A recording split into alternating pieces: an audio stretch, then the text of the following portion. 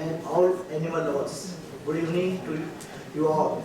It gives me immense pleasure to be present here for the launch of Animal Care Center.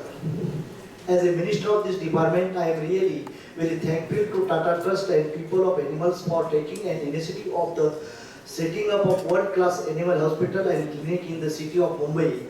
Since I took the charge of as a minister, I have been always trying for the welfare of animals, not only because their importance in the Indian tradition, but their role in maintaining the sustainability of the Mother Earth. I should say at the outset that I like all the animal lovers who knows that animal welfare is an issue of very high importance. Indeed, this is a priority area for me as a minister of this department. Hence, in the leadership, our Honorable Chief Minister Devendra Fadnavis, we have started some good initiatives and effective programs. I would like to share some of these. We started animal insurance scheme in which we also include the horse, which was also not in the scheme previously. It is the basic right of every animal to be free of diseases, and thus we regularly vaccinate livestock of our state.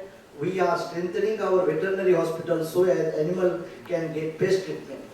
We are set to take livestock census of our state so as we can know the present number of livestock and their situation, and by this we will come to know what other steps should take for the welfare of animals. On this moment, I am very much thankful to Sri Rao Mungantiwa for accepting our proposal of Ruby mobile vans for the animal and for including it in this year's annual budget. We are trying to make this more comfortable with the help of digitization. Indian cow has important in our Indian tradition, and it is the known as Kamdhenu. Hence, Gokul mission is started, and we are inspiring people to serve indigenous cows so as they can make their lives better. I also like to mention here that research proves that the indigenous cow milk has capacity to fight with the effect of global warming. Hence, we are trying to increase production of A2 milk. Like this, we have started so many initiatives for the welfare of the animals. In this future, we are planning for some revolutionary programs. Our large goal is to make our state free of animal epidemics. Proper and timely vaccination are the biggest tool to control the epidemic conditions. Thus, we are stepping for vaccinations of stray dogs and cats in whole state. We are now set to establish state animal welfare board, and our MP Smith Poonamji has lot of effort for the same. Increase the mobile veterinary vans so as even a single animal gets deferred of proper treatment. Modern veterinary clinics, these are some major initiatives we are planning to take in upcoming time. The current scenario of the vaccination and center for animal needs critical attention and support for various organizations and individuals. We wish to further take lead and enhance the livelihood of those involved in animal husbandry at this grassroots by making their activities more sustainable. From this stage, I appeal to all the support in the activities for the betterment of the animal. If you people have some ideas, if you want to help us in our activities, you are always welcome for this discussion. We are very fortunate that we have vigilant and visionary CM, Mr. Devendra Fadnavis, who always support for good initiatives. To conclude, I would like to point out that all the initiatives I have mentioned today will be done with policies, proper planning and strategic formation. Our department has and will continue to devote much attention and energy to the complex issues of the animal welfare. I am grateful for the broad support of Honorable Chief Minister, which has certainly contributed to the progress we have made so far, and I hope very much that our constructive dialogue will continue into the future. Thank you again for inviting me. Jai Hind, Jai Maharashtra.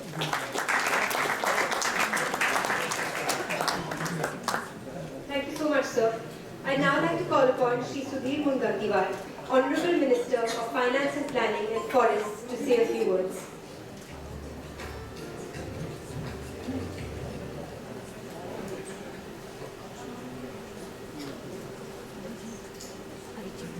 यहाँ उपस्थित माननीय मुख्यमंत्री महोदय श्री देवेंद्र फडणवीस जी, केंद्रीय महिला व बाल कल्याण विभाग के मंत्री श्रीमती मनेका गांधी मैडम, जो उद्योगपति है मगर देशभक्त भी है, देश के लिए पहले काम करते हैं, ऐसे हमारे श्री रतन टाटा जी, हमारे सहकारी मंत्री श्री महादेव जानकर जी, और इस कार्यक्रम में उपस्थित मेरे सभी प्रिय भाइयों और बहनों, मैं सर्वप्रथम टाटा ट्रस्ट को बधाई दूंगा कि उन्होंने यहाँ बेजुबान प्राणियों की आवाज सुनते हुए यहाँ एनिमल केयर सेंटर का निर्माण करने का संकल्प किया और आज उसका भूमि पूजन संपन्न होने जा रहा है। मैं मन में सोच रहा था कि ये काम टाटा ट्रस्ट ने हाथ में लिया है। टाटा ये नाम में ही ट्रस्ट है और इसलिए अगर जानवर को बोलने का मौका मिलेगा तो जब भी वो जख्मी होगा तो वो ये कहेगा पहले मुझे टाटा ट्रस्ट के माध्यम से जो हॉस्पिटल बना है वहीं लेके चलो, क्योंकि वहीं मेरी हेल्थ का ज्यादा केयर हो सकता है। मैं वित्त मंत्री भी हूँ, वन मंत्री भी हूँ, मैं धन की भी बात सुनता हूँ और मन की भी बात सुनता हूँ, मगर ये रतन टाटा साहब ने, उनके सहकारियों ने बहुत अच्छा काम हाथ में लिया है। माननीय मुख्यमंत्री जी और मैं जंगल के क्षेत्र से आते हैं और हम दोनों ने भी एक बात देखी है कि अगर जानवर का पेट भर जाता है तो वो कभी हमला नहीं करता, वो हमलावर नहीं होता है। मगर इंसान ऐसा है, जैसे जैसे पेट भरते जाता है तो ज्यादा हमला करना शुरू कर देता है। और इसलिए 21वीं सदी में 456 करोड़ वर्ष के पृथ्वी नाम के प्लेनेट में हमारा जन्म तो बाद में हुआ, डार्विन ये कह के गया है, मगर हम भूल जाते हैं कि man is a social animal, पर सेल्फी निकालते निकालते man is a selfish animal होते जा रहा है। पर यहाँ पे रतन टाटा जी, मैं आपको बधाई दूंगा कि आपने हमेशा, वो चाहे जानवर हो, डॉग हो, कुत्ता या फिर जंगली जानवर हो, हमेशा उनकी तरफ एक इंसान को भगवान ने दिए हुए विशेष गुण का विचार करते हुए आपने उस नजर से देखा है। और मनेका जी, मैं आपको धन्यवाद दूंगा कि आप दिल्ली में रहते हो मगर मुगन के हाथियों की चिंता करते हो। कभी चिंता करते हो कि ओबेरॉय होटल के सामने जो घोड़े चलाए जाते हैं, मैं मन में सोच रहा था कि अगर इंसानों के साथ जानवरों को भी वोटिंग का अधिकार मिल जाता है तो सब पार्टियों से ज्यादा वोट आपको मिलेगा। इस क्षेत्र में किया है और ये बात तो सही है कि भगवान कोई भी धर्म का हो। अब मुझे तो 33 करोड़ भगवान के नाम तो पता नहीं, मगर वन मंत्री बनने के बाद मैंने एक एक भगवान और उसके साथ में जो जानवर है उसकी लिस्ट बनाना शुरू किया, तो अभी तक 221 भगवान के नाम आ गए कि जिनके साथ जानवर है। भगवान महादेव पकड़ लो तो वहां पे हमारे भगवान नाग है, शेषनाग, विष्णु भगवान के साथ है, चूहा गणपति के साथ है, दुर्गा माता के साथ शेर है, भगवान दत्तात्रेय के साथ कुत्ते हैं। तो एक एक अगर मैं नाम लेते जाऊं तो भगवान को नमस्कार करते समय उसके साथ में रहने वाले जानवर को भी हम नमस्कार कर जाते हैं, मगर हम भूल जाते हैं कि हम सिर्फ भगवान को ही नमस्कार कर रहे हैं, क्योंकि भगवान जैसे अपने जीवन को बदला सकता है वैसे उसके साथ वाले जानवर को भी जब हम प्रणाम करते हैं तो वो भी अपने जीवन में कुछ तो भी बदलाव लाने की संभावना होगी। इसीलिए शायद कई वर्षों से भगवान के साथ में किसी प्राणी को जोड़ा गया है। अब ये जिम्मेदारी कुछ लोग जो है बखूबी समझ लेते, अब कुछ लोग इस जिम्मेदारी को बिना समझे काम करते हैं। हम कहानियां तो बचपन से सुनते हैं, चिउताई की कहानी सुनकर बड़े हुए। जब भी महाभारत की कहानी हुई धर्मराजा के साथ, आखिरी में उसके भाई मध्यस्थ वर्ग निकुत्तम लोग हैं। 21 जून ये सिर्फ अपने देश, अपने वर्ष का सबसे बड़ा दिवस नहीं है, तो 21 जून हमारे लिए प्रेरणा देने वाला दिवस है, क्योंकि उस दिन हल्दी घाटी के लड़ाई में महाराणा प्रताप को 21 जून 1576 में चेतक घोड़े ने बचाया, अपनी जान गंवा दी। इंसान से प्राणियों ने, वाघ्या नाम का कुत्ता आज भी छत्रपति शिवाजी महाराज के समाधि के बाजू में उसका भी वहां पे एक छोटा सा याद रखने वाला स्मारक बनाया गया है। तो ऐसे कई उदाहरण हैं। तो मुझे लगता है कि जो कार्यक्रम हम कर रहे हैं, क्योंकि मेरी माँ हमेशा मुझे एक बात कहती थी, अब मुझे पता नहीं, मगर वो कहती थी हर व्यक्ति को 84 लाख योनियों से जाना ही पड़ता है, तो क्या पता किसको ये हॉस्पिटल का काम अगले जन्म में काम आ जाए। अब ये अगर सही है तो मुझे लगता है कि इंसान ऐसा एक भगवान ने बनाया है कि खुद की जो सोचेगा वो जानवर, मगर खुद के साथ दुनिया की सोचेगा, हर जंतु की सोचेगा, प्राणी की सोचेगा, वो मनुष्य। इसलिए मनुष्य प्राणी और प्राणी में जो फर्क है वो समझकर टाटा ट्रस्ट ने बहुत अच्छा कार्यक्रम यहाँ किया है। मैं सिर्फ इतना ही चाहूंगा, क्योंकि वन मंत्री हूँ, अभी हमारा बजट भी डेफिशिएंट होता है, तो जैसा आपने यहाँ एक हॉस्पिटल बनाया, नागपुर में हमने एक बहुत अच्छा हॉस्पिटल जानवरों के लिए 25 करोड़ खर्च करके बनाया है, जरा इसके साथ मुंबई के साथ नागपुर के भी, उधर के भी जानवरों को फायदा हो, इसलिए टाटा ट्रस्ट उसकी तरफ भी ध्यान दे, आपको दुगना पुण्य मिलेगा। इतना विश्वास के साथ मैं अपने मनोगत में यहाँ विराम देता हूँ। Thank you so much, sir. I'd now like to call upon Srimati Menika Gandhi, Honorable Union Minister for Women and Child Development, to say a few words.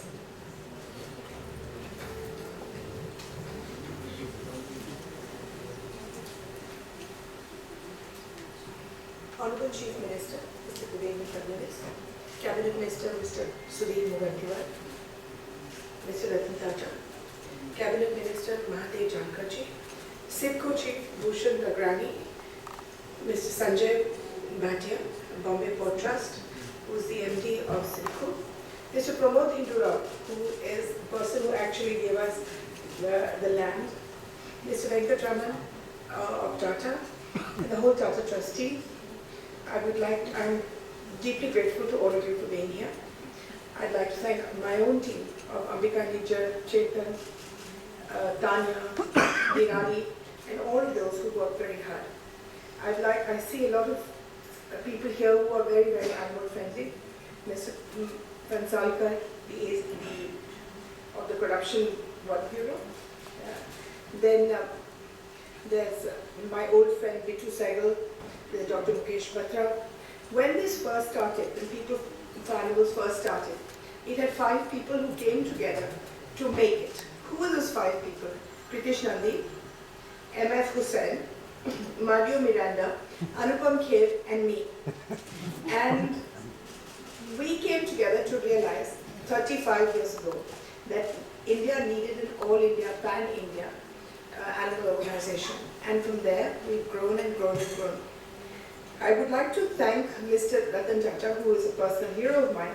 And why is he a hero? Apart from the entire heroes, which makes no difference to me, he gave me my first ambulance. And a long time ago, when I was 30 years old. And I'll tell you how it happened. It's a very strange story. I had just become Minister for Environment. And I was boarding a plane to Bombay. And there was a line, a queue.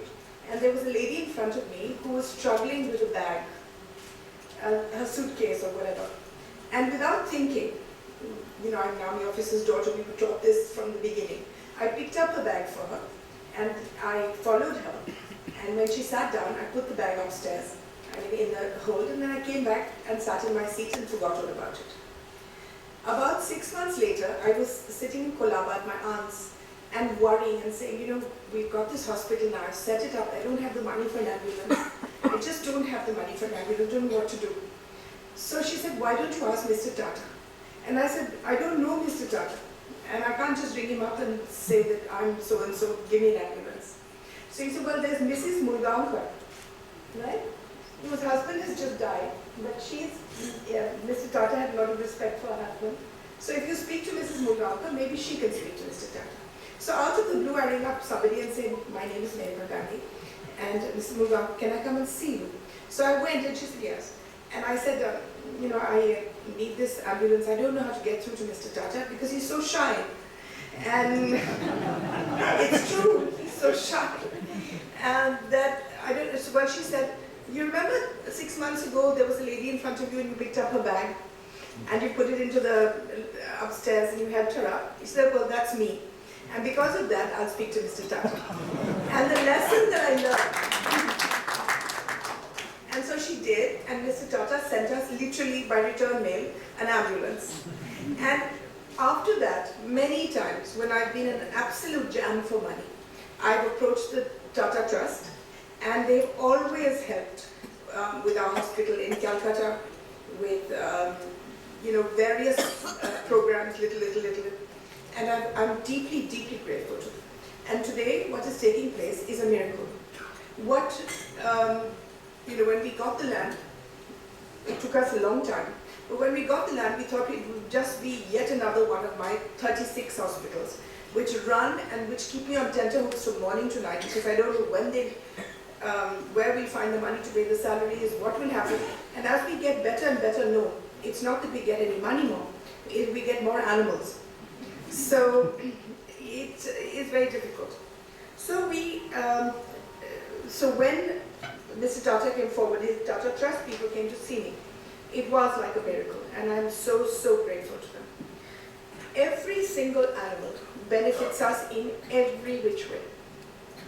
People don't realize, if you didn't have cockroaches, you could not live in a city. Now, the cockroach is something that none of us like, including me. But cockroaches are responsible for the biodegradation of everything in the forest, including paper and everything else. But more than that, when we have a bath or you go to the bathroom, all the dirt that comes out from inside and outside your body, it goes into water bodies. And if it were to go unchecked, we would be all dead within 2 days, 3 days, because the water simply cannot bear our contamination. But they eat cockroaches. Cockroach feces is relatively or much more sterile. And from there it goes into the water. So they literally protect us in the sewers, they protect us everywhere. If you take anything, instead of giving you crisis, for instance the dog, because the dog is the most contentious. And for some reason, everybody believes that the moment a dog bites somebody, Menika Gandhi did it. And I have not been able to prove to anybody in the world that I did not, this is not my child. I did not bear dogs, and I certainly didn't tell them to bite anybody. I have to come back, in my own constituency, it's on the edge of the Dudhwa forest. I promise you, and I'm not exaggerating, it's got some tigers in it, fewer and fewer every year, but some tigers. Every single time there is an election, every single time they will come out and kill somebody. In between for 5 years, we never hear of them, never. So every election of mine, I lose about 100,000 votes because everybody believes that I brought the tigers in. And just yesterday I was in my constituency and 3 people stopped me and said, during the last election, somebody from our village was killed and you brought the tiger. And I said, where would I get the tiger from? No, you picked them out of all the circuses and you brought them all to Pilipili. It's impossible to convince them I didn't. But anyway, to come back to dogs, if you remember, many of you were about 25 years ago, there was a case of Surat. In Surat, a commissioner came and immediately announced that he was going to clean up the city. Now when you say clean up the city, it just means 2 things. It means that I'm going to get rid of the beggars and I'm going to kill all the dogs. So which is what he did. And he got a lot of kudos for being such an efficient commissioner. And within a month, there was an outbreak of plague. All the rats that stay underground, not because they're scared of you and me, but because they're natural predators, are dogs and cats. They all came overgrown. I can show you pictures of thousands of rats, absolutely thousands of rats, starting from the garbage and going on. And as a result, India lost billions. We didn't have tourism for a long time. We were all wearing those silly masks, which cost us so much money, and we thought that they would be magic protective devices against plague. 2 people died in Surat of plague. It was a disaster, and for nothing, for dogs being killed. So when we look at eradicating something, we must understand why it is there. The dog is here as a major predator of rats. One pair of rats becomes 32,000 in 1 year. And we have absolutely no way to deal with them. So we need to keep them underground and out of our lives. So you get rid of the dogs, I don't care. But then we have to take the consequences. Every single animal, when it disappears, takes a part of our lives. The vulture, who did anything, who cared whether the vulture was disappearing or not? But today, the whole Parsi religion has had to change its way of life, or way of death, because there are no vultures. We have had hundreds and hundreds of small people who clean leather, who used to put it out for the vultures to clean up, who are now having to find other methods. And more importantly, every village has been in trouble now for 10 years, because when an animal died, the vultures cleaned it up in 15 minutes, really efficiently, without any nonsense, and without asking for a raise in pay or anything. And now there are no vultures. So the carcasses just lie there until somebody kicks them to the side or puts them into the water body of the village. And they have created so much disease when an animal dies and is not dealt with, neither burnt nor anything. And that's because one bird went. Now before I finish, I want to tell you my favorite story, because you will then realize the impact of what we do and why we need to look after animals. This is the story of the dodo. Mauritius had a bird, a flightless bird called the dodo. Most island birds, or some island birds, turn out to be flightless because there's nowhere to go. So this was a bird like the duck. Anyway, Mauritius was one of the richest countries in the world. It had a tree called the Calvaria major. And the Calvaria major had the hardest wood in the world and was used for shipbuilding. So all the ships that were coming from Europe and were coming to India, to the Middle East, to China, they used to stop at Mauritius, have their repairs done, get new ships made, and wait for 6 months, 8 months till they were ready, and then come by. Now while they were there, they wanted meat. Now there were no goats there were no animals because it was an island. So they ate the dodo. And nobody in Mauritius cared. So they just ate and ate until one day there was no dodo. Even then the Mauritians didn't react very strongly, because they thought, well, it's just a bird. If like this, if it goes, it goes. But within 2 years, they discovered that the Calvaria major tree was also disappearing. And the reason for that was because the Calvaria major tree could only grow if the seed passed through the stomach of the dodo. So from then to now, it's been 400 years, from Mauritius, they have brought in birds from India, they have brought in birds from China, they've brought in birds from Europe, everywhere, to see in those seeds that they kept. And they're still experimenting to find out, is there any other bird on earth that this seed will pass through and then it will become fertile. And they have not been able to find it. So the Calvaria major tree is now officially extinct. When it became extinct, and that was within 50 years of the bird dying, the tree also went. When it became extinct, the Mauritians became poor. Nobody stopped. Nobody had anything to do with them. And they had nothing to offer the world. So what they did was they decided to change and become a sugar growing nation.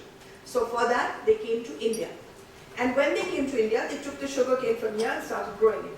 But they weren't used to working. So they needed labor.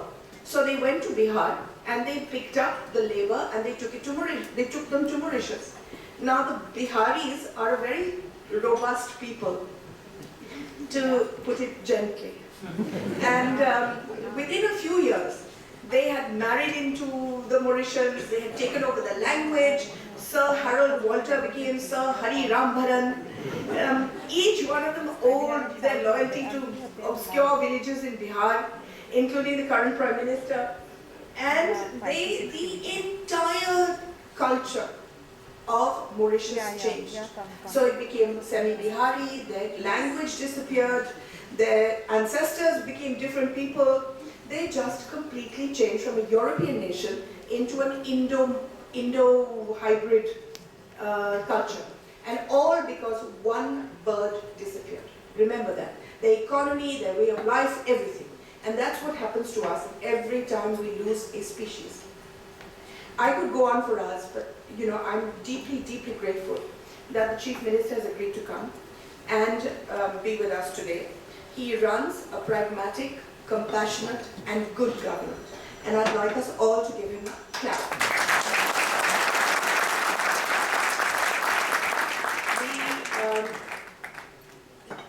I would like to thank Mr. Tata again and all of you who have been here, and my best wishes to make this